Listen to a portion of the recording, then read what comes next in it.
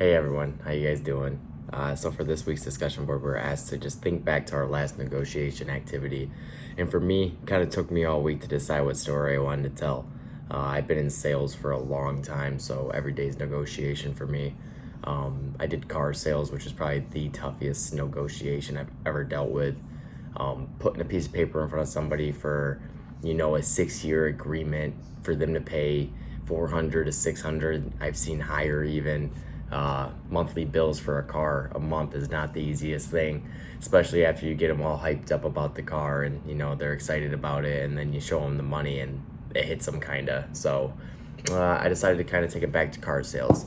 I could keep it simple, but I had one that was a little juicy for everyone to know.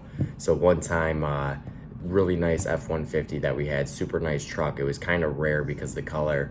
We got it in from a trade-in from a guy who had a lot of money, and he bought like 3 cars and traded his truck in, cut all that out. The guy had called and I answered the phone, and he's like, hey, me and my wife are gonna drive from 5 hours away to come and take a look at this. More than likely gonna buy it if there's no issues with it. Cool. So he's like, we'll be there at 9, and I'm like, hey, we close at 8:30 it was, and he's like, okay, we'll make it there by 8:30. So long story short, me and my boss had sat there past hours at the dealership waiting for him and his wife to show up. I called him a couple times, he didn't answer, so we weren't sure if they're gonna show, and he ended up showing up. So I had the truck pulled up, already washed, all the doors open, the hood's open to show him what it is, yada, yada, yada.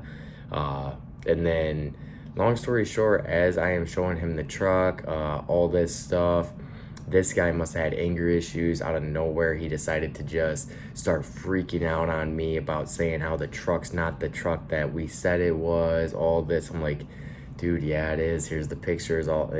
He literally must have had something wrong with him because his wife was screaming at him to stop. And I was like, hey, sir, I'm sorry, it's not the right truck. Like, have a good day then. Like, I don't know what to tell you, man. It's the exact same truck. You're wrong, I'm right. I didn't say that, but I didn't know what to do. Anywho, this guy ended up grabbing me by the throat, right? I tried to walk away. He grabbed me by the throat, put me up against the truck, and then was spitting in my face, screaming at me. And obviously in my head, I was like 20 at the time. This guy's probably like 48, maybe even older. I didn't know what to do. Obviously, I wanted to act physical, but I'm at my workplace. I have to watch myself. So as this is happening, no one's there besides my boss. He sees it through his office window. Out he comes, and he handles the issue. So all that happens, okay? We go home, whatever. My boss is like, you okay? And then about a week later, we still have that truck. That guy calls another salesman about the truck, and they didn't know or anything because I didn't put his name in the system and stuff. And he's like, I'm gonna come take a look at it. And it was just so weird to know this story after it happened. And then once he kind of put his name in the system and stuff, it rang a bell to me, and I'm like, hey, to my boss, I'm like, hey, the guy Kyle's talking to is that guy that, spit on me and assaulted me at our workplace. And he's like, oh, yeah. Well, we've had the truck for a while, so if he wants to actually get it this time, we're gonna let him get it. And that right there was just very, very just kind of disrespectful to me because this guy literally assaulted me. And if I would have assaulted him back, I'm pretty sure I probably would have got fired maybe, even though I was their top salesman. I was 20 years old, top salesman for multiple months, and I have awards from it and everything. So I was making this guy a lot of money because when we make money, the boss makes money. And I found that to be really disrespectful. And it was kind of like past conflict because obviously we've had our issues in the past. It's car sales. We're together for 10 hours a day and stuff. But it's kind of like heartbreaking because I was like, he could have said, okay, I'll figure it out even. And then I would have just let it be. I would have forgot about it. And maybe he could have tricked me. Like, here's $50, go get some lunch. And then that guy could have snuck in and grabbed the car. And, I would have never known. Would that be the right thing to do? I don't know. But it's better than him doing what they did do, and he kind of decided to choose a car sale at the end of the month for a truck that we had for too long that was already priced a little too high that he wouldn't budge on to this guy that literally assaulted me and spit in my face. And it kind of ruined our relationship, to be honest, because I'm not a guy to just let stuff like that go. I see it as respect, and I told him that I didn't respect it. And honestly, if there's anything to help the success and stuff, like I said, I would just think if I was in his shoes, I would have said no, plain and simple. But maybe the bigger boss was telling him we need to get rid of this truck. We just need to.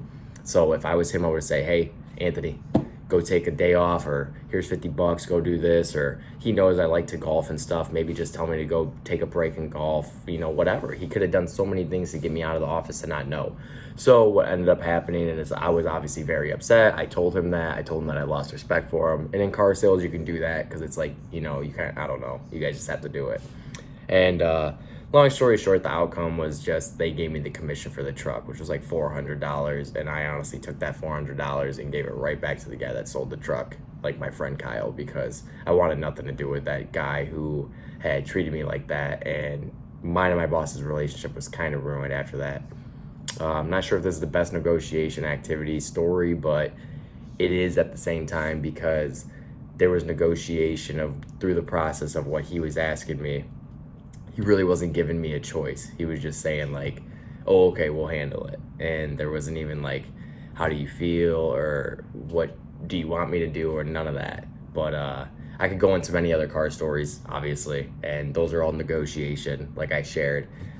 Flipping a piece of paper around after someone spent 4 hours looking at the car with you to tell them that their bill is going to be $550 a month for 4-6 years. That's not the easiest thing, but it's all about just being who you are. Smile, obviously treat them the right way, tell them that's why they're here, tell them that's just how it is, and stuff like that. I mean, not exactly like that, but it is how it is, and that's life. So there's my story. Hopefully all you guys are doing well. Sorry for the 7-minute story, but take care.